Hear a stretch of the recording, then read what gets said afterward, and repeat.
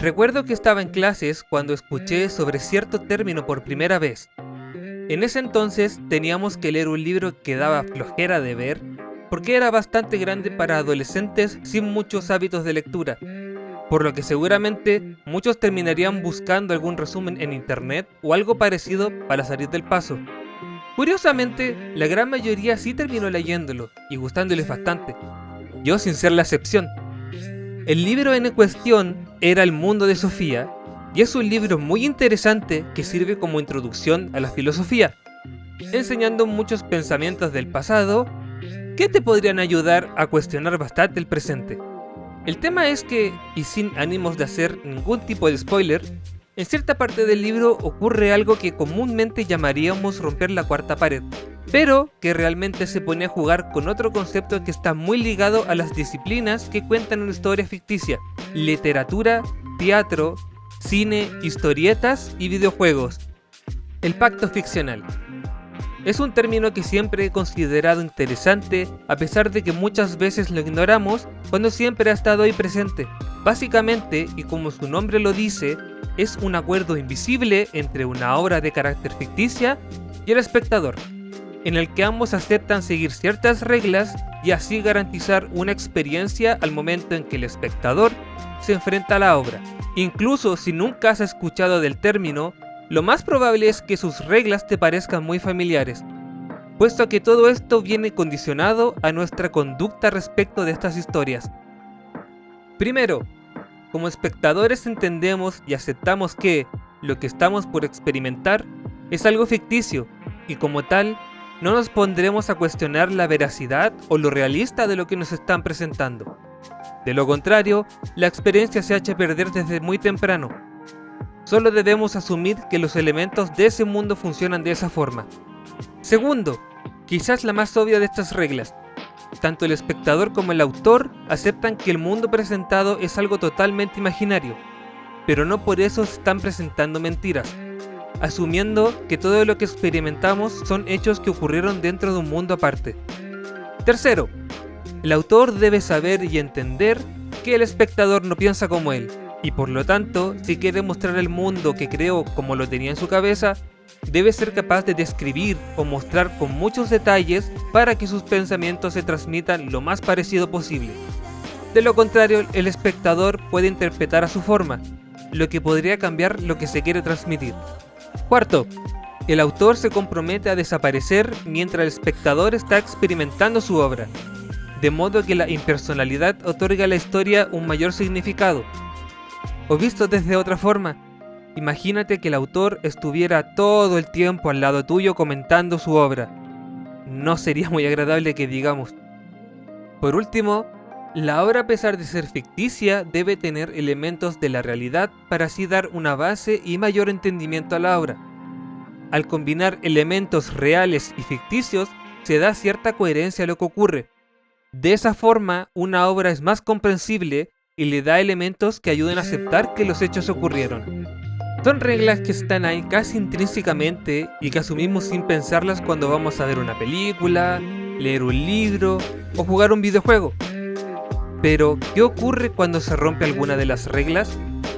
Pues simplemente el pacto se rompe y la experiencia se arruina. No disfrutamos de la obra y pasará a ser algo burdo o aburrido para nosotros. Probablemente la primera regla es la más común que suele romperse según lo que he visto en mi entorno o redes sociales. Es muy común ver gente intentando explicar o sobreexplicar los elementos de una obra, terminando en un es mala, por no decir otras cosas, o poco realista. Nótese la ironía de decir esto último sobre una obra ficticia. Aunque se puede llegar a esas mismas conclusiones por romper las demás reglas. Pero a mi parecer, la cosa no acaba ahí. Desde hace un tiempo llevo pensando cómo la primera regla no solo implica que aceptemos el mundo ficticio como es, sino que también está ahí para recordarnos que nada de lo que experimentamos es real, y que debemos estar conscientes de esto. Da la sensación que para el pacto ficcional, la idea es que consumamos la obra que nos interesa y podamos avanzar en nuestra vida quedándonos con algún que otro elemento de esta con nosotros, cosa que no ocurre así regularmente. Por mucho que aceptemos y sepamos que la ficción no será más que eso, en muchas ocasiones terminamos totalmente atraídos y asombrados por estos llamativos mundos, sintiendo una conexión sentimental con estos, de sentirse identificados, naciendo un fuerte deseo de traer sus elementos a la realidad y que ojalá otros también la compartan. Ese amor por algo que no existe es muy curioso y puede llegar a ser bastante bizarro en algunos casos. Usualmente ocurre que al momento de gustarte mucho una obra, quieres que ese mundo nunca deje de existir, que continúe y sea lo más extenso posible. Piensas en ese mundo con frecuencia, recuerdas los momentos que más te emocionaron o los que emocionalmente más te afectaron de alguna forma, que cuando termina sientes un vacío que no puedes explicar muy bien. Espera que otros también la hayan visto y nace cierto deseo de que todo esto fuera real.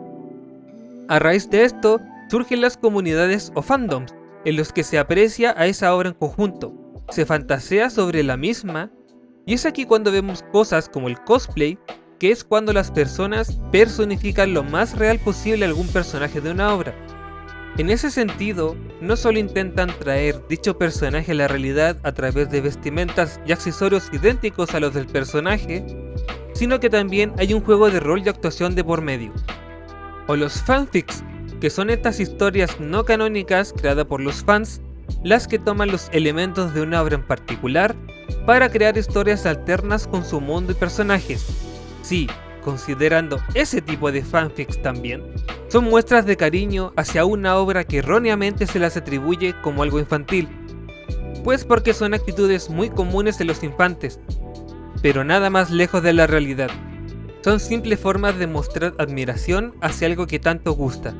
Pero, ¿qué ocurre cuando ese amor va más allá de los límites?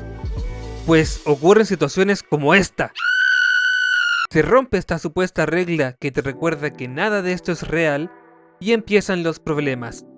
El fanatismo puede llegar a ser bastante oscuro si no se tiene la capacidad de aceptar la realidad de que la ficción no será más que eso por mucho que quieras. Hay ocasiones en que las personas llegan a sufrir por el hecho de que algún personaje no exista, en otros casos llegan a tener sentimientos por alguno e idealizan el cómo debería ser su pareja en torno a este personaje. Incluso hay casos de personas que se casaron con un personaje virtual. O por qué no, seguir filosofías o acciones que se nos presentan de forma literal. Son muchas las cosas que han ocurrido a raíz de personas que no supieron colocar límites a su admiración por alguna obra, que han realizado acciones perjudiciales para ellos mismos y los demás. Quizás lo peor de esto es que la culpa de que cosas así ocurran son de las obras en sí y no de las personas que las ejecutaron, dando una imagen falsa de lo que realmente son estos mundos y apareciendo gente que divulga negativamente lo que son estos medios. Todo esto me recuerda a otra situación de la que se habla bastante seguido estos días, que si bien no es nada nuevo, ha tomado bastante fuerza gracias a las redes sociales, las relaciones parasociales. Básicamente, se refiere a estas pseudo relaciones que generan los espectadores hacia una persona que aparece frecuentemente en pantalla, como puede ser algún presentador, actor o influencer, en los que se genera cierta cercanía a ellos sin conocerlos realmente, o estar en contacto directo con ellos.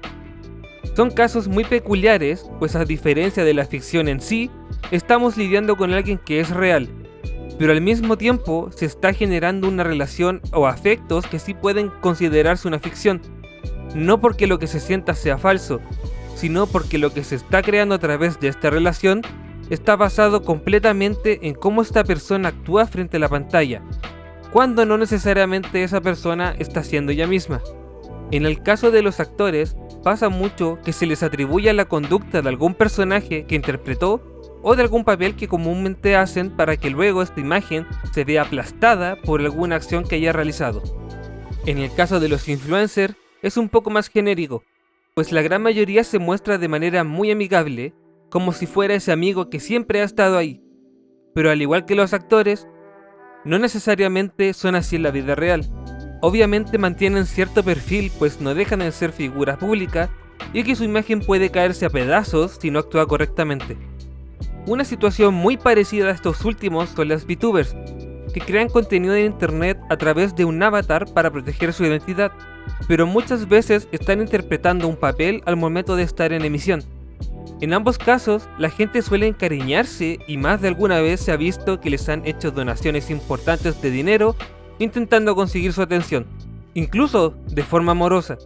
Han existido situaciones en las que las personas realmente se han enojado con ellos por no hacerles caso particularmente y han llegado a amenazar su integridad de diferentes formas. Sea actor, influencer o figura de televisión, están ahí para entregar su trabajo, entreteniéndonos con lo que hacen, y ese es el límite al que debería llegar la relación con el espectador. Cuando se cruza ese límite, la mayoría de las veces es por gente que no está aceptando esta realidad y cree que hay algo más después de ese límite, lo cual es una ficción en sí. Sea por una obra o una relación parasocial, creo que han habido suficientes casos en los que la realidad se ha visto alterada por personas que no han podido separarlas de lo que realmente son, que no deja de ser un tema curioso del que quizás se podría profundizar más de un modo más psicológico.